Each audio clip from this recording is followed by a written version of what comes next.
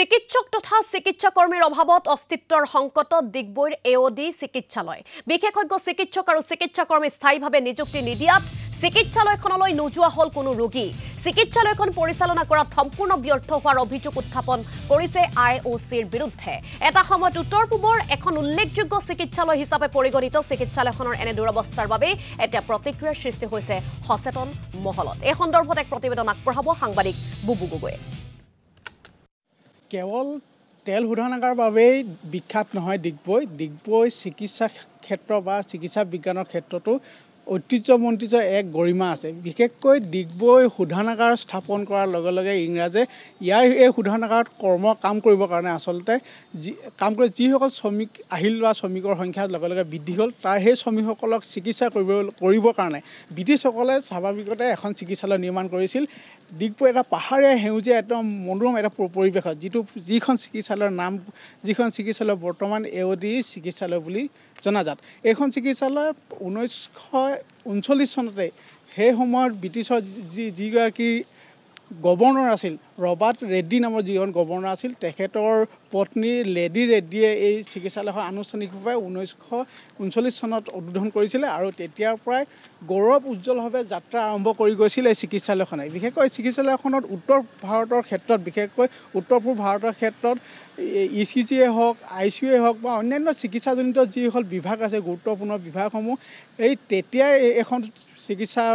চিকিৎসালয়ত স্থাপন কৰা হৈছিল আৰু তেনেদৰে ইয়াৰ শ্ৰমিকসকলক যেনেদৰে চিকিৎসাৰ ব্যৱস্থা কৰা হৈছিল বা চিকিৎসাৰ সুবিধা দিয়া হৈছিল তাৰ সময় ইয়াৰ উপকণ্ঠ অঞ্চলৰ ৰাইজকো চিকিৎসা প্ৰদান কৰি আহিছিল কিন্তু অতি পৰিতাপ আৰু দুখৰ কথা যে এইখন চিকিৎসালয় বৰ্তমান পূৰ্বৰ সেই গৰিমা নাইকিয়া হৈ আহিছে তাৰ সমান্তৰালভাৱে চিকিৎসালয়খনত আগতে যেনেদৰে চিকিৎসকৰ যেনেদৰে ভিৰ আছিল তেনেদৰে ৰোগী যথেষ্ট ভিৰ আছিল তিনিচুকীয়াৰ পৰা অৰুণাচল পৰ্যন্ত ৰোগীয়ে ইয়াত ভিৰ কৰিছিল কিন্তু ইয়ালৈ বৰ্তমান ৰোগী আহিবলৈ ভয় কৰে এক কথাত ঐতিহ্যমণ্ডিত ডিগবৈ এওডি চিকিৎসালয়খনৰ গৰিমা প্ৰায় নষ্ট হৈ আহিছে বুলি অভিযোগ উঠি থাকে এই চিকিৎসালয়ৰ বিষয়ে বিশেষকৈ এই অভাৱ অভিযোগৰ বিষয়ে যথেষ্টখিনি জানে বিশেষকৈ আমাৰ ছাত্ৰ নেতা নিখিল আছে কি ক'বা চিকিৎসালয়ৰ বিষয়ে আমি যথেষ্ট অধ্যয়ন কৰিছে কেনেকুৱা অৱস্থাত আছে এতিয়া বাৰু হয় আমি সৰুকালত যেতিয়া আছিলোঁ স্কুল কলেজত পঢ়ি থকা অৱস্থাত চিকিৎসালয়খনৰ বহুত এটা উন্নতি মানে কি ৰোগীৰ সংখ্যা বহুত বেছি ভাল ডক্টৰ আছিলে আজি এনেকুৱা এটা পৰ্যায় পাইছেগৈ যে এই ইমান 200খন বিছনাযুক্ত এখন চিকিৎসালয় আৰু এই চিকিৎসালয়খনত আজি মাত্ৰ 12জন চিকিৎসকে স্থায়ী 12জন চিকিৎসকে তেওঁলোকে সেৱা প্ৰদান কৰি আছে আৰু ইয়াৰ পাছত দেখিব লাগিব যে অহা বছৰ কিন্তু ইয়াৰ যিজন মেডিচিন ডক্টৰ আছে তেখেতেও এবাৰ অহা বছৰ অৱসৰ গ্ৰহণ কৰিব আৰু ইয়াৰ আমি যেতিয়া আইঅচি কৰ্তৃপক্ষৰ আলোচনা কৰোঁ যে আপোনালোকে কিয় চিকিৎসকৰ সংখ্যা কম বা চিকিৎসকৰ অভাৱ এওঁলোকে কমচে কম আৰু 10-12জন অস্থায়ী চিকিৎসকৰ দ্বাৰা তেওঁলোকে সেৱা প্ৰদান কৰোৱাই আছে কোনোবাই সপ্তাহত এদিন আহে কোনোবাই 4 দিন আহে আৰু কোনোবাই 4 ঘণ্টা সময়হে ইয়াত আহি সেৱা প্ৰদান কৰে আৰু এই ক্ষেত্ৰত দেখা যায় যে তেওঁলোকৰ সম্পূৰ্ণ গা এৰা মনোভাৱ আৰু আমি ডিগবৈবাসী হিচাপে এছিয়াৰ গৌৰৱ ভাৰতবৰ্ষৰ গৌৰৱ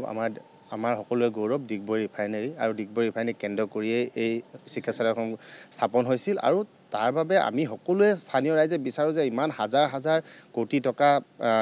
চৰকাৰে আমাৰ পৰা ৰেভিনিউ পাইছে তেল পাইছে ইয়াৰ ওচৰতে অইল ইণ্ডিয়া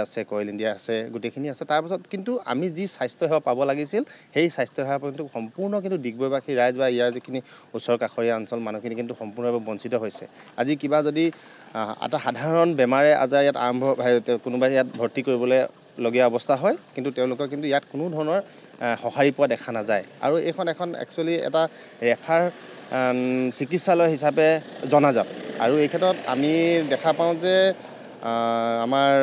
পেট্ৰলিয়াম মন্ত্ৰী হৈ থাকিলে ৰামেশ্বৰ তেলী তেখেতে কোনো ব্যৱস্থা গ্ৰহণ নকৰিলে ছাত্ৰ সন্থাই এই ক্ষেত্ৰত বহুবাৰ আমি স্মাৰক পত্ৰ প্ৰদান কৰিলোঁ যে ইয়াৰ স্বাস্থ্য ব্যৱস্থা উন্নত কৰক ৰাইজে